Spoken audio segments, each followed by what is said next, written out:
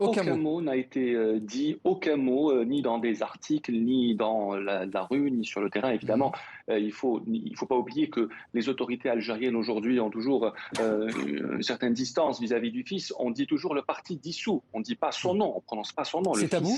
C'est les tabou dans le autorités pays? parlent de parti dissous.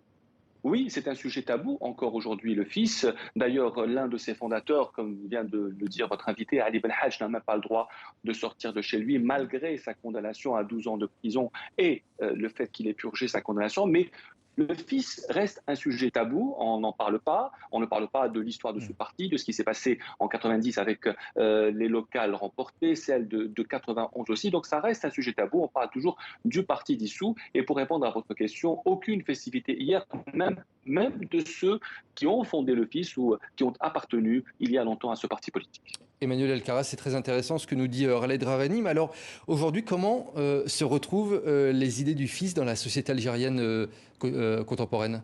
Bien, je dirais que le pouvoir algérien en a repris un certain nombre à son compte. Ça a toujours été une constante, notamment avec le Code de la famille en 1984. Donc il y a une influence de ces idées Mhm. par ce surinvestissement dans une idéologie arabo-musulmane.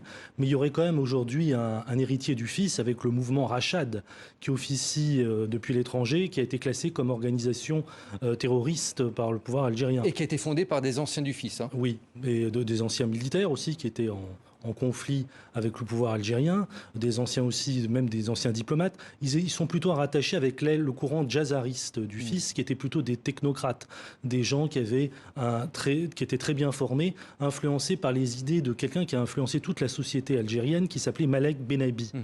qui avait fondé une association et ils ont commencé en fait, toutes ces idées se sont diffusées d'abord dans les universités. Ce sont d'abord par les frères musulmans égyptiens. Il y a eu une influence des frères musulmans égyptiens. Il y a eu beaucoup de coopérants étrangers qui venaient d'Égypte, qui sont venus travailler en Algérie. Et c'est comme ça que se sont implantées toutes ces idées, avec des courants radicaux, notamment des gens qui étaient partis faire le djihad, qu'on surnommait les Afghans, des gens très radicaux qu'on appelait du courant excommunication et exil, le courant takfiriste, qui était extrêmement violent. Et aujourd'hui, bien sûr, tout ceci n'existe plus en Algérie. En Algérie.